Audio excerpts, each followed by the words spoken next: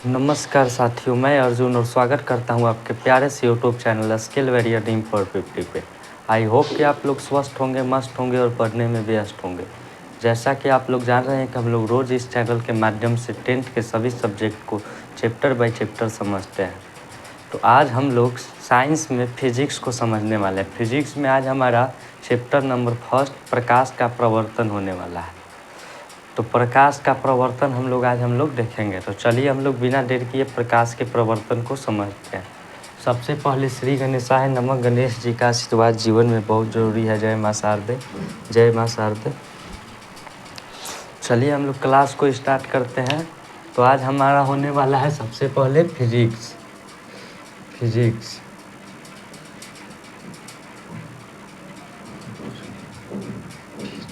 माफ़ करिएगा।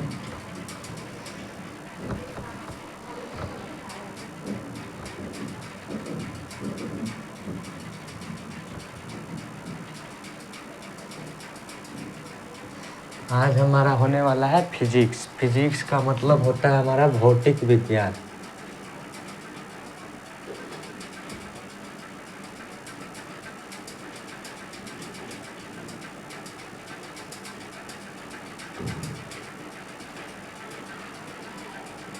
भौतिक विज्ञान।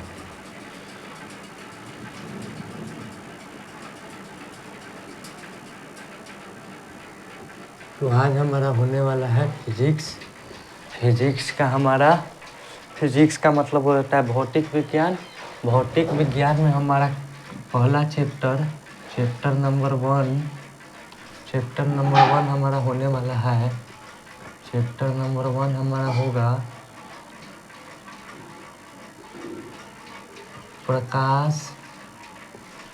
प्रकाश का परावर्तन। माफ करिएगा, प्रकाश का परावर्तन।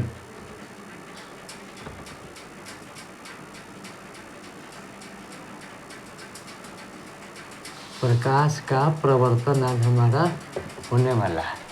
तो आज हम लोग प्रकाश के प्रवर्तन को जानेंगे, जिसका पार्ट नंबर 1 हमारा आज होगा। तो चलिए हम लोग प्रकाश के परावर्तन को हम लोग अंग्रेजी में कहते हैं रिफ्लेक्शन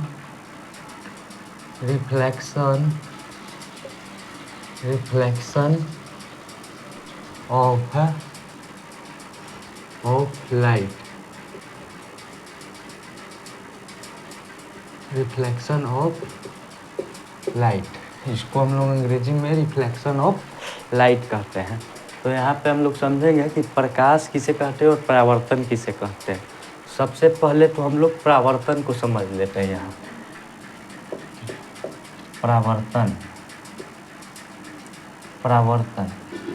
परावर्तन का शाब्दिक अर्थ हमारा हो जाता है लौट आना। परावर्तन का शाब्दिक अर्थ हो जाता है हमारा लौट आना।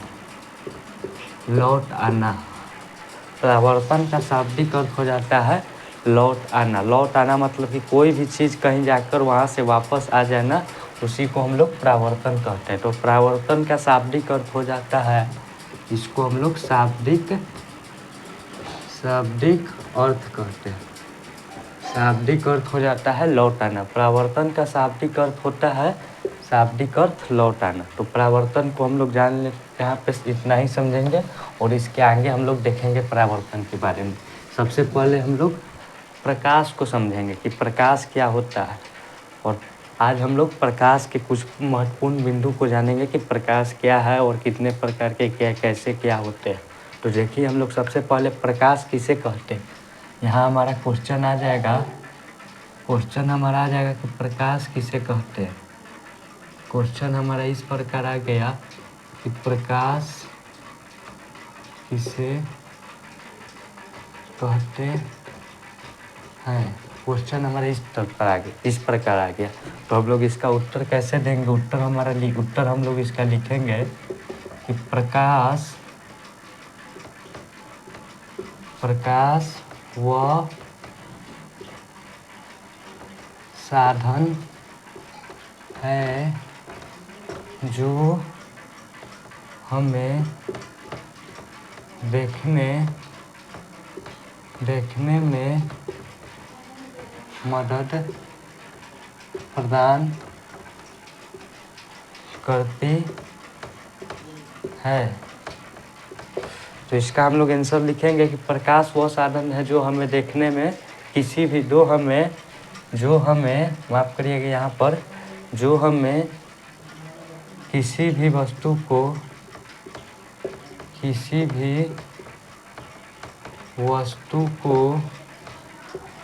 को देखने में मदद प्रदान करती है।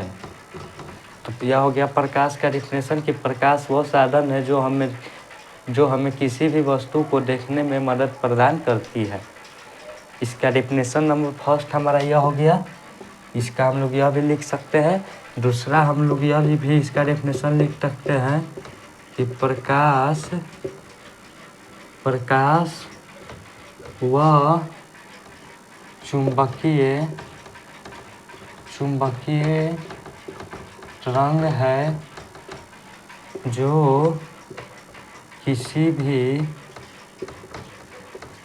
भी वस्तु को देखने की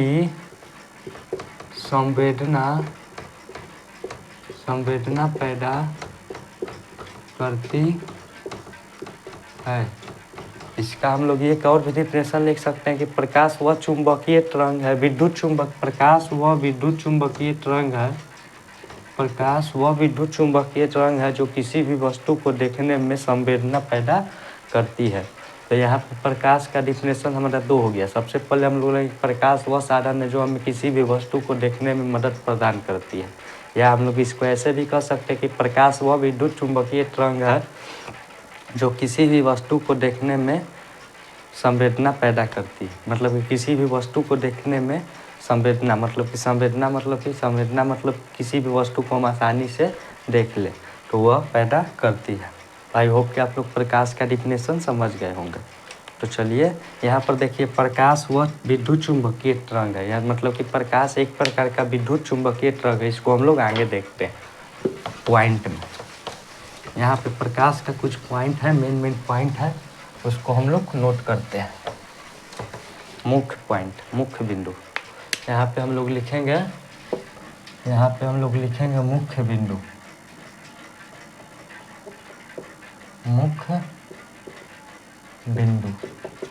इसको हम लोग मुख्य बिंदु लिख दिए। अब यहाँ पर हम लोग मुख्य बिंदु में देखेंगे, सबसे पहले लिखेंगे कि प्रकाश वह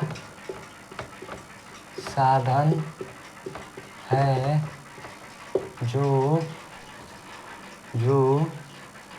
देखने में मदद प्रदान करती है। पॉइंट नंबर फर्स्ट हमारा हो गया कि प्रकाश वह साधन है जो देखने में मदद प्रदान करती है। दूसरा हो गया कि प्रकाश वह साधन है, प्रकाश एक प्रकार का साधन है जो देखने में मदद प्रदान करता है। मतलब कि आप लोग हमें देख पा रहे हैं तो प्रकाश की वजह से यहाँ पे मरकरी बढ़ रहा है, उसी कारण आप लोग हमें देख पा रही हैं। अन्यथा बिना प्रकाश के आप लोग हमें नहीं देख पाते। हम व्हाइट बोर्ड को देख पा रहे हैं प्रकाश की वजह से। प्रकाश नहीं होता तो हम लोग व्हाइट बोर्ड को नहीं देख पाते। यह मार्कर को हम लोग देख पा रहे हैं प्रकाश की मदद से। जब प्रकाश इस पे टकरा कर हमारे आँख तक वापस आता है, इसी कारण हम लोग इस मार्कर को देख पा रहे हैं, अन्यथा हम लोग इस मार्कर को नहीं देख पाते। तो हम लोग यहाँ पे लिखेंगे कि प्रकाश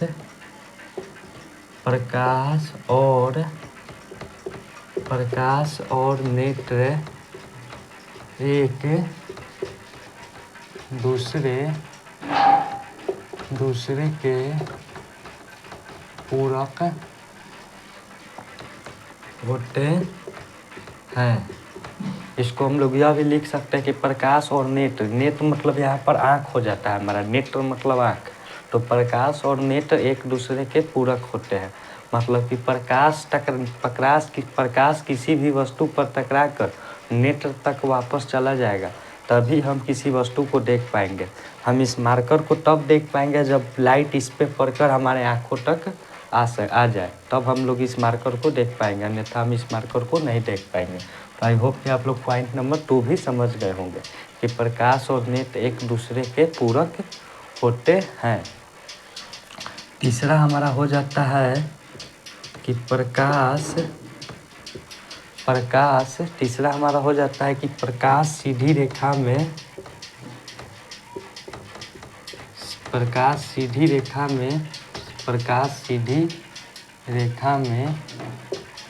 गमन करती है। तीसरा हमारा पॉइंट हो गया कि प्रकाश सीधी रेखा में गमन करती है। सीधी रेखा मतलब कि यहाँ पर हो गया हमारा आँख, मान लीजिए कि यह हमारा आँख हो गया, तो यहाँ से प्रकाश माफ करिएगा, आँख से तो प्रकाश निकलेगा नहीं। यहाँ पे मान लेते हैं कि यह हमारा टॉर्च है, यहाँ पे हम लोग इसको टॉर्च मान लेते हैं, ठीक है। इसको हम लोग यहाँ पे टॉर्च मान लेते हैं और टॉर्च से यहाँ पर प्रकाश उत्सर्जित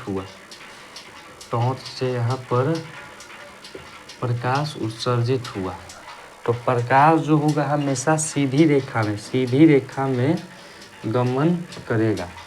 तो प्रकाश हमेशा सीधी रेखा में गमन करती है। यहाँ से प्रकाश निकलेगा तो ऐसे चलेगा, यहाँ से निकलेगा तो सीधी रेखा एकदम स्ट्रेट लाइन में हमारा प्रकाश गमन करेगा। यहाँ से प्रकाश निकलेगा तो ऐसे गमन करेगा, ऐसे गमन करेगा। प्रकाश हमेशा सीधी रेखा में गमन करती है। तो आई होप कि आप लोग समझ गए होंगे कि प्रकाश हमेशा सीधी रेखा में गमन करती है।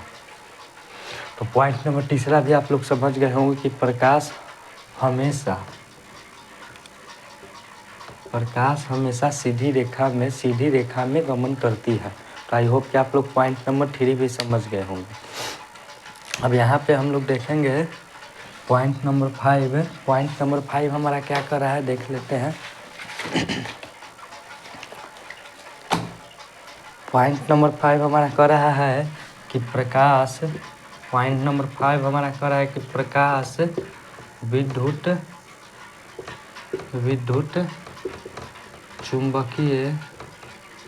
चुंबकीय तरंग होता है। प्रकाश जो है विद्युत चुंबकीय तरंग होता है। विद्युत चुंबकीय तरंग या हम लोग इसे अनुप्रस्थ तरंग भी कहते हैं। प्रकाश विद्युत चुंबकीय तरंग होता है। वहाँ पे हम लोग डिफिनेशन देखे थे प्रकाश का कि प्रकाश वह विद्युत चुंबकीय तरंग है जो किसी भी वस्तु को देखने की संवेदना पैदा करता है। तो हम लोग वहाँ पर देखे थे कि प्रकाश जो है विद्युत चुंबकीय तरंग है, या इसे हम लोग अनुप्रस्थ तरंगे भी कहते हैं। तो यहाँ पे जो प्रकाश जो हमारा होता है विद्युत चुंबकीय तरंग होता है, या इसे हम लोग अनुप्रस्थ तरंगे भी कहते होंगे। तो आई होप कि आप लोग इतना समझ गए होंगे कि प्रकाश वह साधन है जो किसी वस्तु को देखने की मदद प्रदान करता है। प्रकाश और नेत्र एक दूसरे के पूरक होता है। प्रकाश हमेशा सीधी रेखा में गमन करता है। प्रकाश विद्युत चुंबकीय तरंग होता है। कितना आप लोग समझ गए होंगे। अब यहाँ पर हम लोग देखेंगे कि प्रकाश का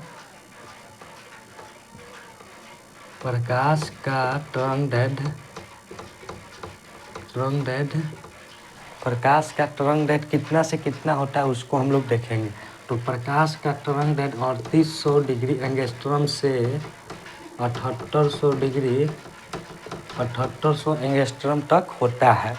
और एंगस्ट्रॉम में होता है 3800 डिग्री से 7800 डिग्री तक तरंग दैर्ध्य। प्रकाश का तरंग दैर्ध्य 3800 से 7800 एंगस्ट्रॉम और 400 नैनोमीटर से 800 नैनोमीटर तक होता है। अगर नैनोमीटर में पूछे तो 400 से 800, अगर एंगस्ट्रॉम में पूछे तो 3800 से 7800। तो यहाँ पे हम लोग कुछ एंगस्ट्रॉम और नैनोमीटर को समझ लेते हैं कि एंगस्ट्रॉम क्या होता है और नैनोमीटर क्या होता है। यहाँ पे हम लोग देखेंगे कि एक एंगस्ट्रॉम बराबर हमारा हो जाता है 10⁻⁻10 मीटर। एक एंगस्ट्रॉम बराबर यहाँ पे 10⁻⁻10 मीटर होता है। और एक नैनोमीटर बराबर 10⁻⁹ मीटर होता है। तो आई होप कि आप लोग एंगस्ट्रॉम और नैनोमीटर को समझ गए होंगे।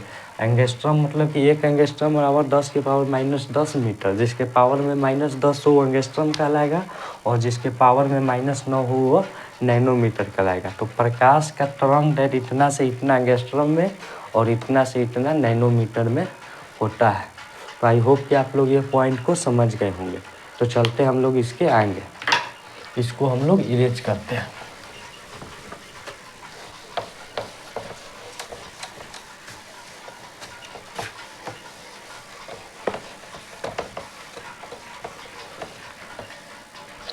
इसके बाद हम लोग देखेंगे, इसको हम लोग सही से कर देते हैं।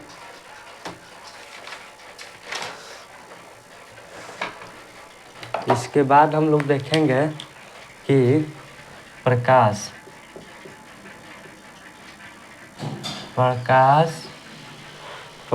प्रकाश यहाँ पे हम लोग देखेंगे मुख्य बिंदु में, प्रकाश के मुख्य बिंदु में हम लोग यहाँ पे देख लेते हैं। इसके बाद उतना पॉइंट आप लोग, आई होप कि आप लोग 5 पॉइंट समझ गए हो। 5 पॉइंट के बाद हम लोग देखेंगे कि दृश्य प्रकाश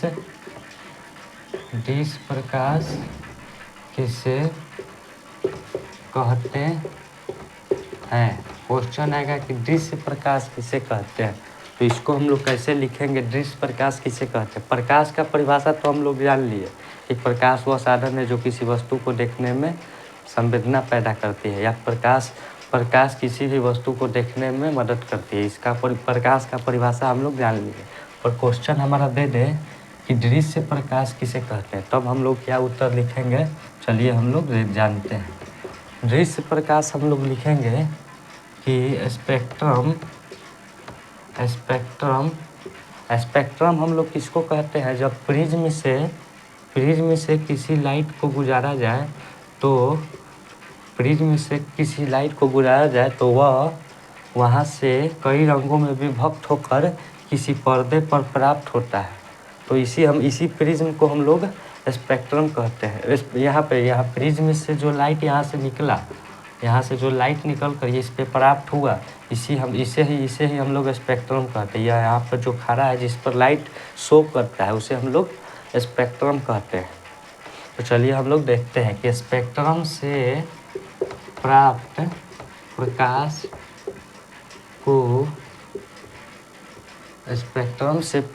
प्रकाश को दृश्य प्रकाश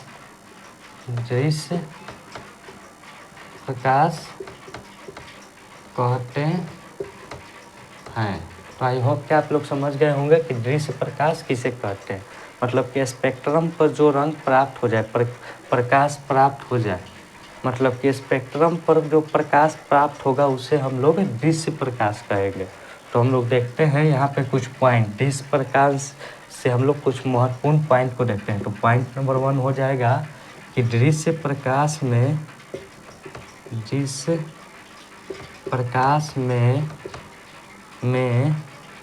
लाल रंग का तरंगदैर्ध्य सबसे अधिक, दृश्य प्रकाश में लाल रंग का तरंगदैर्ध्य सबसे अधिक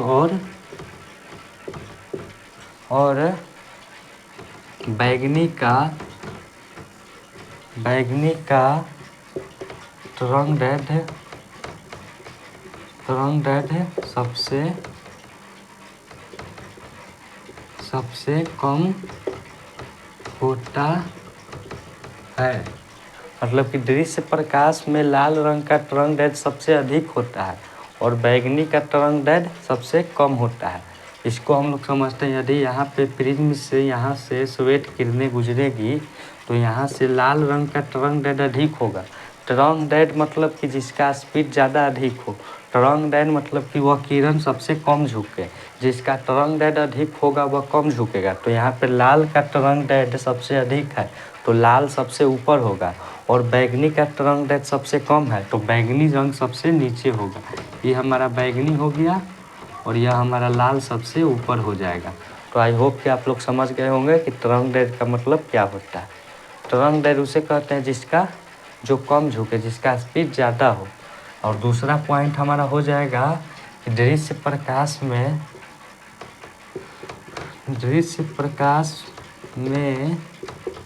बैगनी का आवृत्ति सबसे अधिक तथा लाल का सबसे कम होता है। दृश्य प्रकाश में बैगनी का आवृत्ति सबसे अधिक, मतलब कि दृश्य प्रकाश मतलब कि स्पेक्ट्रम पर प्राप्त रंग प्रकाश में बैगनी रंग का सबसे अधिक आवृत्ति होता है, और आवृत्ति सबसे अधिक बैगनी का होता है और सबसे कम लाल का होता है। तो हम लोग इसको याद करने के लिए एक ट्रिक लगाएंगे। ट्रिक है कि लाल का केवल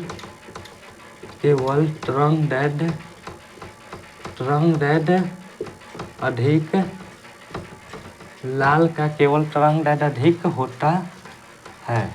इतने इसको आप लोग याद कर लेना है कि लाल का केवल तरंगदैर्ध्य अधिक होता है, बाकी लाल का सब कम होता है। केवल लाल का तरंगदैर्ध्य अधिक होता है, लाल का केवल तरंगदैर्ध्य अधिक होता है। इस ट्रिक से आप लोगों का ऑब्जेक्टिव बन जाएगा। क्वेश्चन हमारा जो आएगा उसको हम लोग देख लेंगे। तो आई होप कि आप लोग इतना समझ गए होंगे कि दृश्य प्रकाश किसे कहते हैं और यह कितने प्रकार के माफ करिएगा इसमें क्या होता है। तो दृश्य प्रकाश स्पेक्ट्रम से प्राप्त प्रकाश को दृश्य प्रकाश कहते हैं, और स्पेक्ट्रम से प्रकाश को दृश्य प्रकाश कहते हैं। और दृश्य प्रकाश के कुछ महत्वपूर्ण बिंदु को समझे। तो दृश्य प्रकाश में लाल रंग का सबसे अधिक तरंगदैर्ध्य होता है और सबसे कम बैगनी रंग का तरंगदैर्ध्य होता है। और दृश्य प्रकाश में बैगनी का आवृत्ति सबसे अधिक होता है और लाल का आवृत्ति सबसे कम होता है। तो आई होप कि आप लोग दृश्य प्रकाश को समझ गए होंगे। चलते हैं इसके आगे।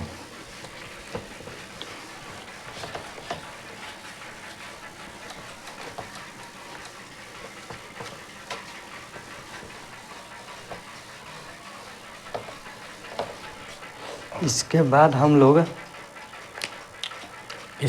हम लोग चलते हैं प्रकाश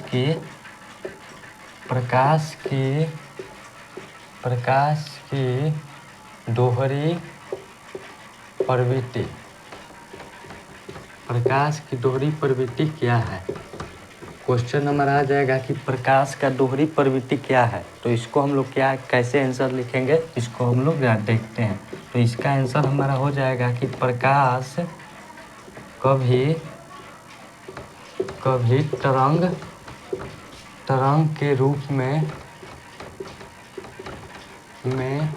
तो कभी कण के रूप में व्यवहार करता है। इससे ही प्रकाश की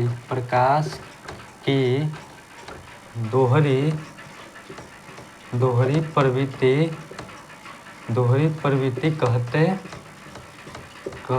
हैं। आई होप कि आप लोग समझ गए होंगे प्रकाश की दोहरी प्रवृत्ति क्या है। दोहरी प्रवृत्ति का मतलब है कि प्रकाश कभी तरंग के रूप में व्यवहार करता है और कहीं कहीं कण के रूप में व्यवहार करता है। तो इसी दोनों के कारण प्रकाश का दोहरी प्रवृत्ति, मतलब कि प्रकाश का दोहरी प्रवृत्ति क्या हो गया। तो प्रकाश का दोहरी प्रवृत्ति यह है कि प्रकाश कभी तरंग के रूप में व्यवहार करता है तो कभी कण के रूप में। इन्हीं दोनों व्यवहार के कारण प्रकाश की, इससे ही हम लोग जब प्रकाश कभी तरंग के रूप में और कभी कण के रूप में व्यवहार करता है, इससे ही हम लोग प्रकाश की दोहरी प्रवृत्ति कहते हैं। तो आई होप कि आप लोग प्रकाश की दोहरी प्रवृत्ति को समझ गए होंगे।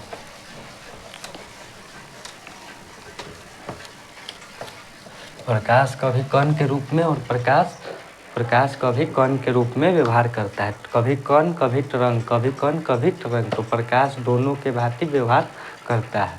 तो आई होप कि आप लोग प्रकाश की प्रवृत्ति समझ गए होंगे। इसके बाद हम लोग चलते हैं। इसके बाद हमारा आ जाता है कि प्रकाश, वहाँ पे हम लोग देखे थे कि प्रकाश सीधी रेखा में गमन करती है। प्रकाश सीधी रेखा में गमन करती है। प्रकाश सीधी रेखा में गमन करती है, इसको हम लोग देख लिए थे। तो इसके बाद हम लोग चलते हैं कि प्रकाश सीधी रेखा में गमन करती है। मान लीजिए कि यहाँ पे टॉर्च है, यहाँ पे प्रकाश, यहाँ से प्रकाश उत्सर्जित हो रहा है, यहाँ से प्रकाश उत्सर्जित हो रहा है, और यहाँ पे बीच में एक वस्तु है, यहाँ पे बीच में एक वस्तु है, यहाँ पे बीच में एक वस्तु है। चूँकि प्रकाश सीधी रेखा में गमन करती है और इसके बीच में एक वस्तु रख दिए, और प्रकाश यहाँ से मुड़कर ऐसे निकल गया, ऐसे प्रकाश यहाँ से मुड़कर निकल गया, तो इसे हम लोग क्या कहते हैं? तो इसको हम लोग देखेंगे कि प्रकाश के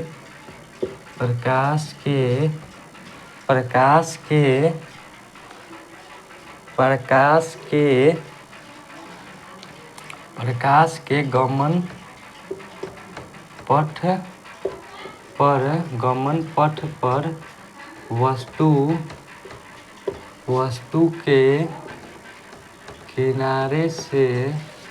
वस्तु के किनारे से मुड़ने की घटना को विवर्तन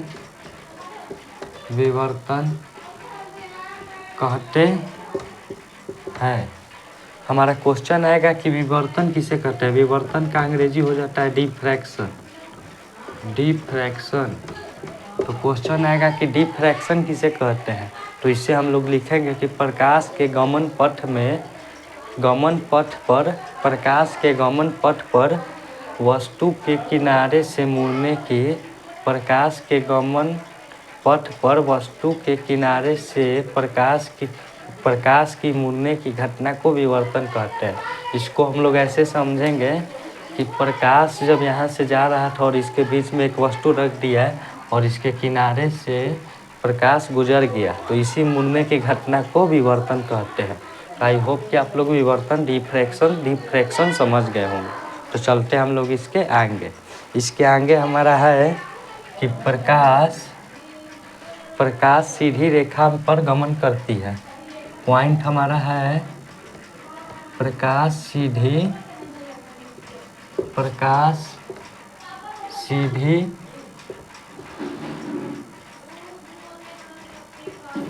सीधी रेखा पर गमन करती है। इसको हम लोग देख लिए थे। प्रकाश सीधी रेखा पर गमन करती है जिसे किरण कहते हैं। प्रकाश जो यहाँ से निकला और इसे सीधी रेखा में गमन किया, इसे हम लोग किरण कहते हैं। ठीक है, प्रकाश की सीधी रेखा पर गमन करती है जिसे किरण कहते हैं। यहाँ से यहाँ प्रकाश सीधी रेखा में गमन कर रहा है, जिसे हम लोग किरण कहते हैं। यह हो गया हमारा पॉइंट नंबर 1। और पॉइंट नंबर 2 हमारा हो जाएगा कि किरणों के समूह को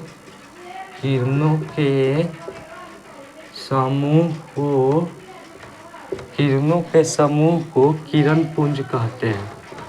किरण पुंज कहते हैं। यहाँ प्रकाश के यहाँ से जा रहा था, तो इसे हम लोग किरण कहते हैं। जब अधिक प्रकाश यहाँ से ऐसे जाएगा, किरणों का समूह जब जाएगा, तो इसे हम लोग किरण पुंज कहते हैं। जब अनेक प्रकाश सीधी रेखा में गमन करेगी, तो इसे हम लोग किरण पुंज कहते हैं। आई होप कि आप लोग समझ गए होंगे कि किरण पुंज किसे कहते हैं। किरणों के समूह को किरण पुंज कहते हैं। तो अब हम लोग आगे देखेंगे कि किरण पुंज कितने प्रकार का होते हैं। किरण पुंज हमारे 3 प्रकार के हो जाते हैं। किरण पुंज हो जाते हैं 3 पर। किरणों के समूह को किरण पुंज कहते हैं, मतलब कि एक से अधिक आ गई किरण, तो उसे हम लोग किरण पुंज कहते हैं। तो किरण पुंज हमारे कितने प्रकार के होते हैं, उसे हम लोग देखते हैं। यहाँ हो गया हमारा किरण पुंज। किरण पुंज हमारा 3 प्रकार का होता है, पहला, दूसरा और तीसरा। पहला, दूसरा और यहाँ हमारा तीसरा। 3 हमारा है। पहला हमारा आ जाता है किरण पुंज अपसारी। अपसारी, इसे हम लोग समझेंगे। पहला हो जाएगा हमारा अपसारी, दूसरा हमारा हो जाता है अभिसारी किरणपुंज, दूसरा हमारा अभिसारी, और तीसरा हमारा हो जाता है समांतर। समांतर, ठीक है। किरणपुंज हमारा 3 प्रकार के हो जाते हैं। किरणपुंज को हम लोग समझ लिए कि किरणों के समूह को किरणपुंज कहते हैं। किरणपुंज हमारा 3 प्रकार का हो जाता है। पहला हो जाता है अपसारी किरणपुंज, अपसारी किरणपुंज, अपसारी किरणपुंज। दूसरा हो जाता है अभिसारी किरणपुंज, अभिसारी किरणपुंज, और तीसरा हो जाता है समांतर किरणपुंज। इसको हम लोग देखते हैं कि अपसारी किरणपुंज कहते हैं। अपसारी किरणपुंज किसे कहते हैं, अभिसारी किरणपुंज किसे कहते हैं, और समांतर किरणपुंज किसे कहते हैं। अपसारी किरणपुंज उसे कहते हैं जब प्रकाश किसी बिंदु स्रोत से निकलकर अनेक दिशाओं में फैल जाए। मतलब कि यहाँ प्रकाश बिंदु स्रोत से निकला, प्रकाश मतलब कि प्रकाश यहाँ से उत्सर्जित हुआ, निकला, और यह चारों तरफ फैल गया, इधर फैल गया, इधर फैल गया। जब प्रकाश एक जगह से निकलकर फैल जाए, मतलब कि प्रकाश एक बिंदु से निकले और फैल जाए, इधर जाने लगे, इधर जाने लगे, इधर जाने लगे, इधर जाने लगे, इधर जाने लगे, प्रकाश किसी बिंदु से निकलकर फैल जाए, इसे हम लोग अपसारी किरणपुंज कहते हैं। और अभिसारी किरणपुंज किसे कहते हैं, जब प्रकाश कहीं से आकर एक बिंदु पर मिल जाए। मतलब कि प्रकाश बहुत सारे किरण आए और एक बिंदु पर मिल गए। इधर से प्रकाश आ रहा है और आकर एक बिंदु पर मिल गए, इस बिंदु पर मिल गए, इसे हम लोग अभिसारी किरणपुंज कहते हैं। मतलब कि कहीं से भी लाइट आए, मतलब कि यहाँ से एक टॉर्च बार दिए तो यहाँ लाइट हमारा गया, और इधर से हमारा एक थी, इधर से हमारा मान लीजिए कि इधर से एक बल्ब जला दिए, इधर से बल्ब जलाए, जिसका भी लाइट हमारा यहाँ आ गया, तो इसे हम लोग अभिसारी किरणपुंज कहते हैं। तो आई होप कि आप लोग अपसारी किरणपुंज, अभिसारी किरणपुंज को समझ गए होंगे। अपसारी किरणपुंज में एक बिंदु से निकलकर फैल जाता है, और अभिसारी किरणपुंज में अनेक किरणें एक बिंदु पर आकर मिल जाती है। और अपसारी में एक बिंदु से अनेक किरणें फैल जाती है। एक बिंदु स्रोत से कई किरणें फैलकर अनेक दिशाओं में जाने लगती है, उसे हम लोग अपसारी किरणपुंज। और अभिसारी किरणपुंज किसे कहते हैं, जब अनेक किरणों के समूह को किरणपुंज कहते हैं। जब अनेक किरणपुंज आकर एक बिंदु स्रोत पर मिल जाए, एक बिंदु स्रोत पर मिल जाते हैं, इसी को हम लोग अभिसारी किरणपुंज कहते हैं। और समांतर किरणपुंज किसे कहते हैं, जब किरणें आमने सामने समांतर हो, जो कभी भी प्रतिच्छेद एक बिंदु पर न मिले। समांतर मतलब कि इन दोनों का डिस्टेंस बीच समान हो, जो कहीं भी प्रतिच्छेद एक दूसरे न करे, मतलब कि कहीं भी यह किरणपुंज आपस में नहीं मिल सकता है, इसे ही हम लोग समांतर किरणपुंज कहते हैं।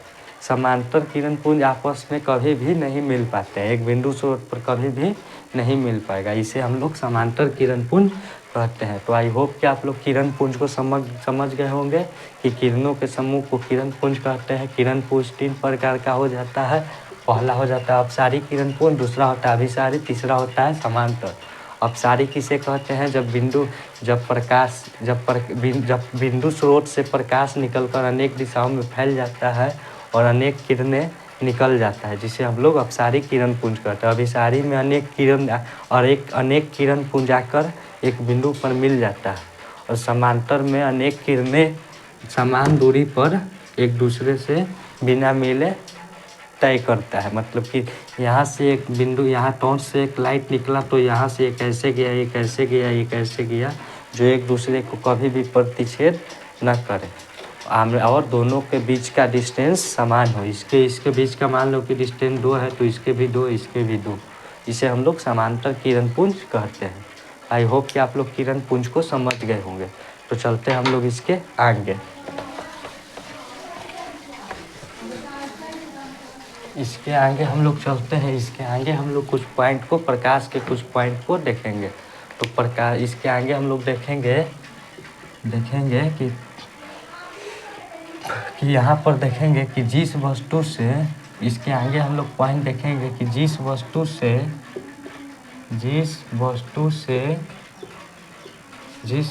से प्रकाश उत्सर्जित हो उसे प्रकाश स्रोत कहते हैं। जिस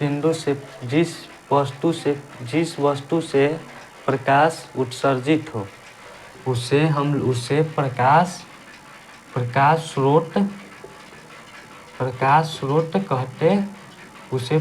स्रोत कहते हैं।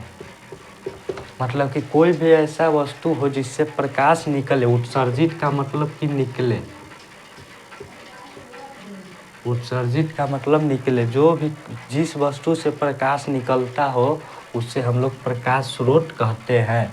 तो आप लोग जान गए होंगे, क्वेश्चन हमारा पूछेगा कि प्रकाश स्रोत किसे कहते हैं, तो लिखेंगे कि जिस वस्तु से प्रकाश उत्सर्जित हो उसे हम लोग प्रकाश स्रोत कहते हैं।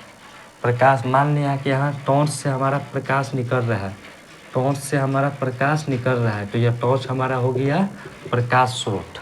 यहाँ सूर्य से हमारा प्रकाश आ रहा है, सूर्य से हमारा प्रकाश, सन से हमारा प्रकाश आ रहा है, तो प्रकाश हमारा यहाँ पर सन हमारा हो गया प्रकाश स्रोत। तो आई होप कि आप लोग प्रकाश स्रोत को समझ गए होंगे। तो यहाँ पर हम लोग देखेंगे कि प्रकाश स्रोत कितने प्रकार के होते हैं। यहाँ पे हम लोग लिखेंगे प्रकाश स्रोत। तो प्रकाश स्रोत जो हमारा हो जाता है, प्रकाश स्रोत हमारा दो प्रकार का हो जाता है।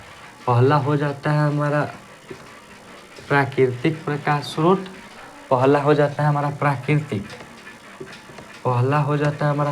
प्रकाश स्रोत, और दूसरा हो जाता है हमारा मानव निर्मित।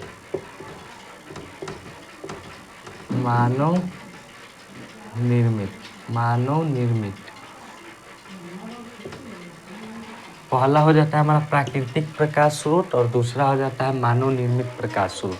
प्राकृतिक प्रकाश स्रोत किसे कहते हैं, जैसे कि सूर्य हो गया, जो कि प्रकृति में पहले से उपलब्ध हो, जिसे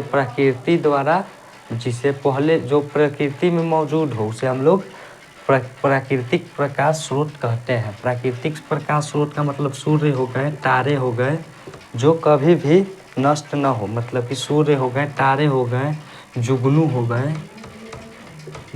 हो गए, ये सब हमारे प्राकृतिक प्रकाश स्रोत में आता है। जो सूर्य से हमारा प्रकाश निकलता है वह प्रकृति में, वह कि कोई भी आदमी नहीं बनाया है, कोई भी इंसान उसे सूर्य को नहीं बनाया है, उसी कारण हम लोग उसे प्राकृतिक प्रकाश स्रोत कहेंगे। तारे हमारे हो गए, तारे हमारे प्रकृति के देन है, इसीलिए हम लोग तारे को प्राकृतिक प्रकाश स्रोत कहेंगे। जुगनू एक प्रकार का कीड़ा होता है, जिससे हम लोग, मतलब कि कीड़ा नहीं, उसे हम लोग फतंगे कहते हैं। जुगनू एक प्रकार का फतंगी होता है, छोटा सा जीव है जो उड़ते रहता है, जो रात में लाइट प्रदान करता है, हल्का हल्का लाइट की तरह उसमें जलता है। उसी प्रकार आ जाता है हमारा एक आ जाता है हमारा लैंटर्न फिश, एक प्रकार का मछली आता है, वो भी लाइट प्रदान करता है। तो यह सब हमारा प्राकृतिक प्रकाश स्रोत में आ गए।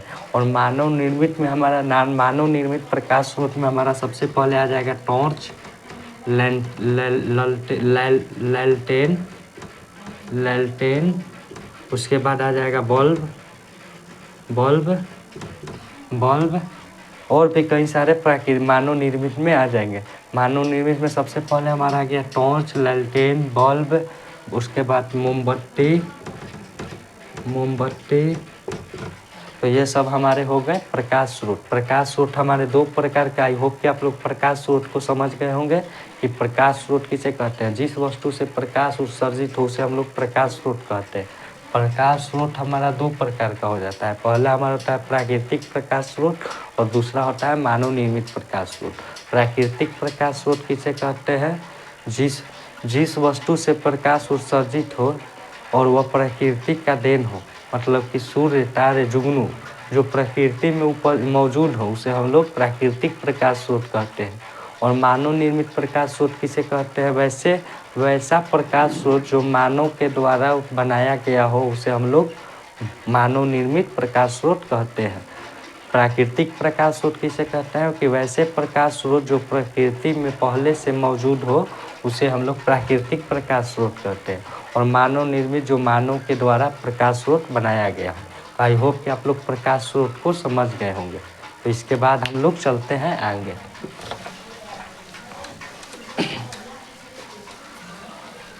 प्रकाश स्रोत को हम लोग देख लिए। इसके बाद हम लोग कुछ बिंदु को कुछ और पॉइंट प्रकाश के बारे में कुछ और को हम लोग जान लेते हैं कि प्रकाश के हमारा क्या होता है। तो हम लोग इसके बाद हम लोग देख लिए कि प्रकाश स्रोत हमारा 2 प्रकार का होता है। पहला होता है मानव निर्मित, दूसरा होता है हमारा प्राकृतिक। तो इसके बाद हम लोग देखेंगे महत्वपूर्ण पॉइंट हम लोग देखेंगे। एक पॉइंट हम लोग देखेंगे। क्या पॉइंट देखेंगे? चलिए हम लोग देखते हैं। यहाँ पे पॉइंट हम लोग देखेंगे कि जिस वस्तु से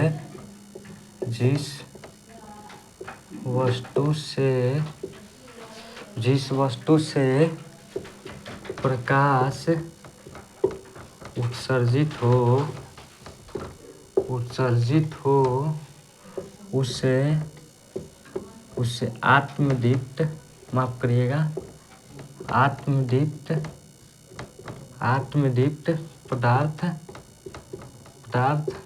कहते हैं।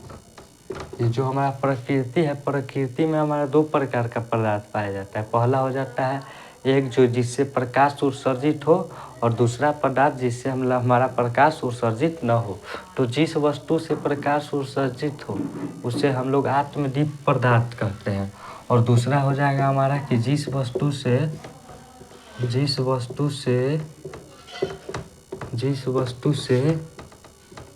प्रकाश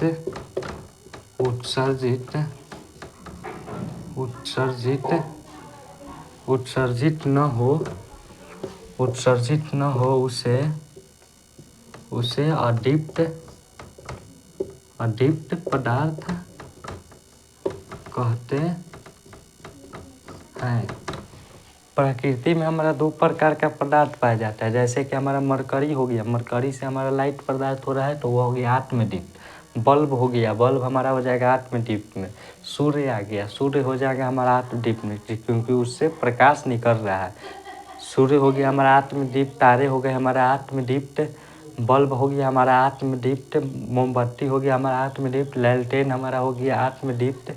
मतलब कि जितने भी प्रकार पदार्थ हैं प्रकृति में, जो भी वस्तु है जिससे प्रकाश उत्सर्जित होता है उसे हम लोग आत्मदीप्त पदार्थ कहते हैं।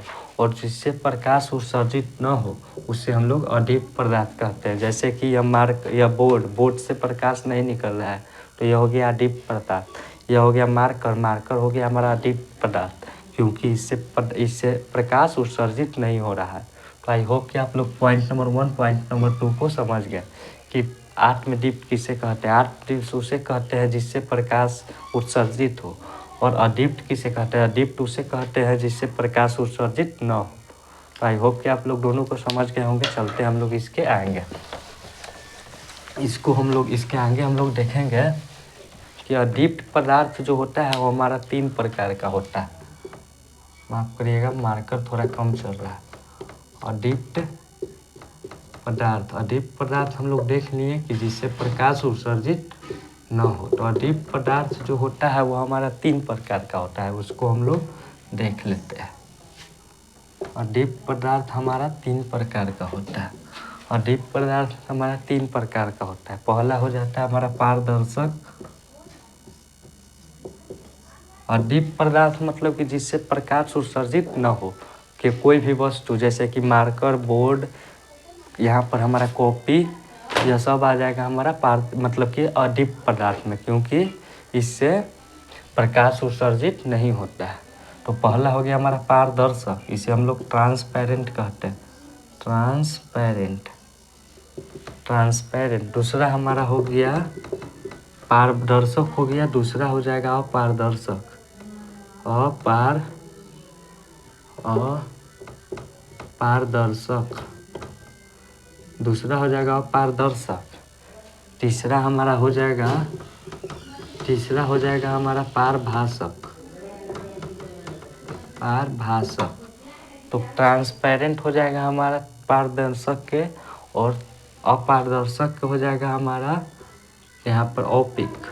माफ़ करिएगा, इसका अंग्रेजी हमें नहीं आ रहा है। तो हमारा हो गया, पहला हो गया पारदर्शक।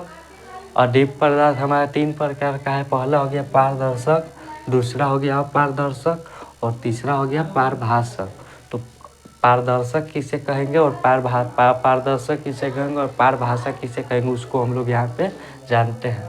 अदीप पदार्थ हमारा 3 प्रकार का हो गया। आई होप कि आप लोग अदीप पदार्थ को समझ गए होंगे कि अदीप पदार्थ से कहते हैं जिससे हमारा जिस वस्तु से पदार्थ उत्सर्जित न हो, उसे हम लोग अदीप पदार्थ कहते हैं। अदीप पदार्थ प्रकृति में 3 रूप में पाया जाता है। पहला हो जाता है पारदर्शक पदार्थ, दूसरा हो जाता है अपारदर्शक पदार्थ, तीसरा होता है पारभाषक पदार्थ।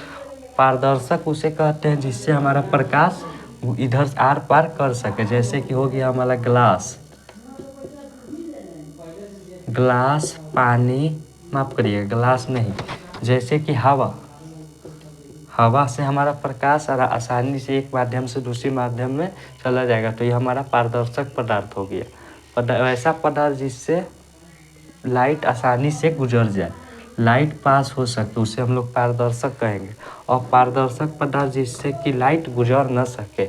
और पारभाषक के मतलब कि थोड़ा थोड़ा लाइट पास हो सके और मतलब कि बहुत कम मात्रा में लाइट पास हो, उसे हम लोग पारभाषक कहेंगे। पारदर्शक हम लोग समझ लिए, पारदर्शक माफ करिएगा पारदर्शक हम लोग समझ लिए कि जिससे लाइट पास हो जाए, और अपारदर्शक कि जिससे लाइट पास न हो सके, और पारभाषक का मतलब कि जिससे लाइट हल्का हल्का पास हो। तो हम लोग पारदर्शक, अपारदर्शक और पारभाषक को समझ लिए। तो अपारदर्शक में हमारा आ जाएगा यहाँ पर दीवार, कोई भी वस्तु आ जाए, जैसे कि मार्कर, जैसे कि बोर्ड, वाइट बोर्ड हमारा हो जाएगा अपारदर्शक। इससे लाइट हम लोग इस पे मारेंगे तो इससे इस पार से उस पार लाइट हमारा नहीं जा पाएगा, तो ये हमारा आ गया अपारदर्शक में। पारदर्शक में हमारा आ जाएगा यहाँ पर ग्लास, पानी। इससे लाइट आसानी से एक माध्यम से दूसरे माध्यम में चला जाता है, तो इसे हम लोग पारदर्शक कहेंगे। और पारदर्शक में दीवार हो गया, बोर्ड हो गया, कॉपी हो गया, इससे लाइट हमारा इस पार से इस पार नहीं जा पाएगा, तो इसको हम लोग कहेंगे अपारदर्शक। और पारभाषक हम लोग किसे कहेंगे, जिससे हमारा थोड़ा थोड़ा लाइट पास हो, जैसे कि घिसा हुआ ग्लास।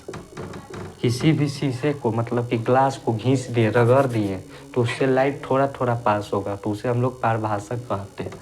पहला हो गया। दूसरा हो जाएगा हमारा तेल लगा कागज। किसी भी कागज में तेल लगा दिए और उससे लाइट पास करेंगे तो उससे हल्का हल्का लाइट पास होगा।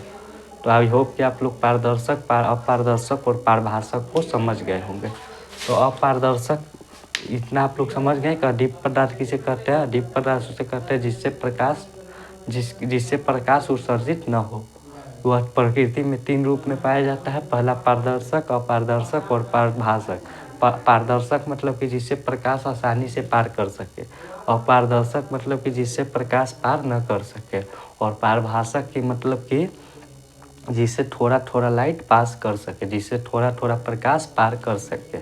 तो पारदर्शक में हमारा आ गया ग्लास, पानी, यह सब आ जाता है पारदर्शक में, इससे आसानी से लाइट पास हो सकते हैं। अपारदर्शक में आ गया दीवार, बोर्ड, कॉपी, यह सब हमारा आता है अपारदर्शक में। और पारभाषक में आ गया घिसा हुआ ग्लास और तेल लगा कागज। तो आई होप कि आप लोग इतना समझ गए होंगे। अब हम लोग चलते हैं इसके आगे हम लोग कुछ एक छोटा सा पॉइंट को देखेंगे और इसके बाद हम लोग इस क्लास को समाप्त करेंगे। इसके बाद हम लोग पार्ट 2 में देखेंगे। तो इसके बाद हम लोग देखेंगे पॉइंट 1 देखेंगे कि अगर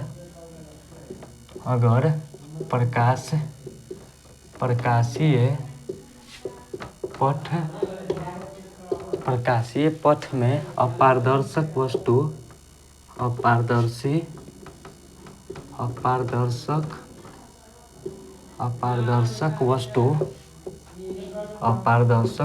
रख दी जाए तो यदि प्रकाशीय पथ में यहाँ से अगर लाइट पास हो रहा है, मान लीजिए कि यहाँ से टॉर्च से लाइट निकला और यहाँ से टॉर्च से लाइट निकला और यहाँ पे हमारा एक अपारदर्शक पदार्थ है, अपारदर्शक पदार्थ है। तो यहाँ पे हमारा अंधेरा क्षेत्र बन जाएगा, इसके सामने अंधेरा क्षेत्र बन जाएगा। देखिए अगर प्रकाशीय पथ में अपारदर्शक वस्तु रख दी जाए तो अपारदर्शक तो उसके वस्तु के पीछे वस्तु के सामने माफ करिएगा, वस्तु के सामने अंधेरा क्षेत्र होगा। अंधेरा क्षेत्र को छाया कहते हैं। मतलब कि जहाँ पर भी लाइट नहीं पहुँच सके, मतलब कि यहाँ से टॉर्च से लाइट पार किए और अपारदर्शक कोई वस्तु लगा दी। मान लीजिए यहाँ पर हम लोग ईंट रख दिए, ईंट रखने के कारण यहाँ पे अंधेरा आ गया, तो इसे ही हम लोग छाया कहते हैं। छाया मतलब कि शैडो मतलब कि छाया यहाँ पे आ गया, इसे हम लोग शैडो कहते हैं। अगर मतलब कि जो छाया बनता है वो किस कारण बनता है, तो इसको हम लोग जान लिए कि छाया बनता है अपारदर्शक वस्तु को लाइट के सामने रखने से। कोई भी वस्तु के सामने अपारदर्शक वस्तु रख दी जाए तो उसका छाया बन जाता है। हम लोग यहाँ यहाँ हम खड़े हैं और इधर से लाइट आ रही है, तो इसका नीचे हमारा छाया क्षेत्र बन रहा है, अंधेरा क्षेत्र बन रहा है, जिसे हम लोग छाया कहते हैं। इसे हम लोग शैडो कहते हैं, परछाई कहते हैं। तो आई होप कि आप लोग छाया को समझ गए होंगे। छाया किसे कहते हैं? छाया उसे कहते हैं कि अगर लाइट प्रकाशीय पथ में अपारदर्शक वस्तु जिससे लाइट पास न हो सके उसे रख दी जाए तो वहाँ पे अंधेरा क्षेत्र बन जाएगा, जिसे ही हम लोग छाया कहते हैं। अब हम लोग यहाँ पे समझेंगे कुछ प्रकाशीय माध्यम को, कि प्रकाशीय माध्यम किसे कहते हैं। माफ करिएगा, प्रकाशीय माध्यम किसे कहते हैं, इसे हम लोग समझते हैं। तो प्रकाश, उत्तर लिखेंगे कि प्रकाश स्रोत से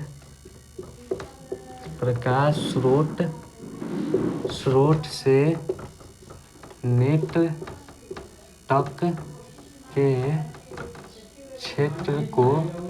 तक के क्षेत्र को प्रकाशीय माध्यम कहते हैं।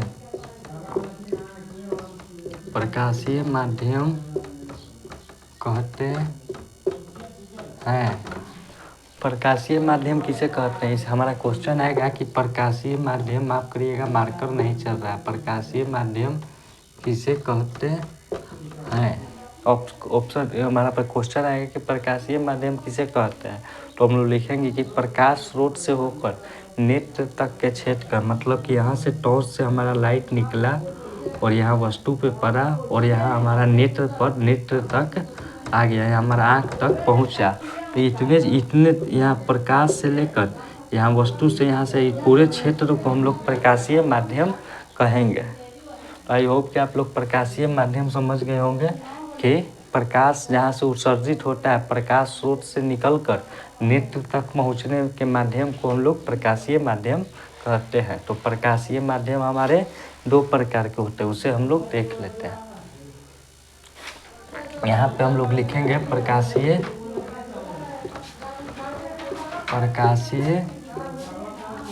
माध्यम। प्रकाशीय माध्यम हम लोग लिख देते हैं कि प्रकाशीय माध्यम हम लोग किसे कहते हैं। प्रकाशीय माध्यम हम लोग बता दिए कि प्रकाशीय माध्यम किसे कहते हैं, प्रकाश स्रोत से नेत्र तक की दूरी को प्रकाशीय माध्यम कहते हैं। इसके आगे हम लोग देखते हैं, पंखा चालू करिए। प्रकाशीय माध्यम किसे कहते हैं उसे हम लोग देख लिए कि नेत्र से प्रकाश तक की दूरी को प्रकाशीय माध्यम, बॉल बंद कर दीजिए। तो प्रकाशीय माध्यम को हम लोग, प्रकाशीय माध्यम दो प्रकार के होते हैं, उसे हम लोग जानते हैं। पहला होता है प्रकृति के अनुसार, दूसरा होता है हमारा चाल के अनुसार। प्रकृति के अनुसार पर हमारा माध्यम दो प्रकार का होता है। प्रकृति के अनुसार हमारा एक होता है समांगी माध्यम और दूसरा होता है विसमांगी माध्यम। पहला हो जाता है विसमांगी माध्यम, दूसरा होता है विसमांगी माध्यम। और चाल या घनत्व के आधार पर भी 2 हो जाता है। चाल या घनत्व के आधार पर 2 हो जाता है। पहला हो जाता है सघन माध्यम, माफ करिएगा, पहला हो जाता है सघन माध्यम और दूसरा हो जाता है हमारा विरल माध्यम। पहला हो जाता है सघन माध्यम, दूसरा होता है विरल माध्यम। सघन को हम लोग इंग्लिश में कहते हैं माफ करिएगा, सघन। विरल को हम लोग कहते हैं रेयर और डेंसर मतलब कि हो जाता है हमारा सघन। तो हम लोग देखेंगे कि प्रकाशीय माध्यम को हम लोग देख लिए कि प्रकाश से नेत्र तक की दूरी को, मतलब कि यहाँ से प्रकाश निकला, यहाँ हमारा नेत्र, तो इसके बीच की हम लोगों को इसके बीच की दूरी को हम लोग प्रकाशीय माध्यम कहते हैं। तो प्रकाशीय माध्यम हमारा 2 बातों पर निर्भर करता है। पहला हमारा प्रकृति पर, दूसरा हमारा चाल पर। प्रकृति पर हमारा 2 प्रकार का होता है, एक होता है समांग और एक होता है विसमांग। समांग हम लोग किसे कहते हैं, जिसमें हमारा जिस माध्यम में सभी गुण धर्म एक जैसे हो। जैसे कि हमारा हो गया हवा, कांच, तेल, माफ करिएगा, हवा, कांच, पानी, ये सब हमारा समांग माध्यम में आता है, क्योंकि इसके गुण और बनावट एक जैसे होते हैं। यह सब आ जाता है हमारा समांग माध्यम में। और विषमांग माध्यम किसे कहते हैं, जिसके गुण और बनावट एक जैसे नहीं हो। जैसे कि वातावरण में गर्म और ठंडे हवा का मिश्रण, मतलब कि वातावरण जैसे कि वहाँ पर हमारा गर्म हवा है, यहाँ पर हमारा ठंडे हवा है, तो इसे हम लोग, इसके बनावट एक जैसे नहीं है, इसे हम लोग कह देते हैं विषमांगी माध्यम। विषमांगी माध्यम और समांगी माध्यम आप लोग समझ गए होंगे कि समांगी माध्यम किसे कहते हैं, समांग माध्यम उसे कहते हैं, समांगी माध्यम उसे कहते हैं कि जिस माध्यम का गुण और बनावट एक जैसा हो। जैसे कि हवा, पानी, ग्लास, इस सब का बनावट एक जैसा हो, तो इसे हम लोग समांगी माध्यम कहेंगे। और विषमांगी माध्यम किसे कहेंगे, जिस माध्यम का बनावट और गुण धर्म एक जैसे नहीं हो, जैसे कि गर्म और ठंडे हवा का मिश्रण। उसी प्रकार चाल के आधार पर 2 प्रकार के होते हैं। चाल या घनत्व के आधार पर 2 प्रकार के होते हैं। पहला होता है सघन माध्यम, दूसरा होता है विरल माध्यम। सघन माध्यम किसे कहते हैं और विरल माध्यम किसे कहते हैं, इसको हम लोग समझ लेते हैं। जिस 2 दिए हुए माध्यम में जिस माध्यम में प्रकाश की चाल कम हो, उसे हम लोग सघन माध्यम कहेंगे। मतलब कि सघन माध्यम में प्रकाश की चाल कम होती है और विरल माध्यम में प्रकाश की चाल अधिक होती है। जो दिए हुए माध्यम में दिए हुए माध्यम में जिस माध्यम में चाल, मतलब कि दो दिए हुए माध्यम में जिस माध्यम में प्रकाश की चाल अधिक हो, उसे हम लोग विरल माध्यम कहेंगे। और जिस माध्यम में हमारा प्रकाश का चाल कम हो, उसे हम लोग सघन माध्यम कहेंगे। सघन मतलब कि घाना होगा तो प्रकाश धीरे धीरे जाएगा, और विरल मतलब कि खाली दूर, तो हमारा हो गया विरल मतलब कि वहाँ से प्रकाश जल्दी गुजर जाए। तो विरल और सघन आप लोग समझ गए होंगे। आई होप कि आप लोग प्रकाशीय माध्यम समझ गए होंगे। और उसके प्रकृति के अनुसार 2 होता है, समांगी माध्यम और विषमांगी माध्यम। उसी प्रकार चाल और घनत्व के आधार पर भी 2 होता है। पहला होता है सघन माध्यम और विरल माध्यम। सघन माध्यम किसे कहते हैं, 2 दिए हुए माध्यम में जिस माध्यम में प्रकाश की चाल कम हो, उसे हम लोग सघन माध्यम कहेंगे। और जिस माध्यम में प्रकाश की चाल अधिक हो, उसे हम लोग विरल माध्यम कहेंगे। जैसे कि यहाँ पे हमारा हवा दिया हो और पानी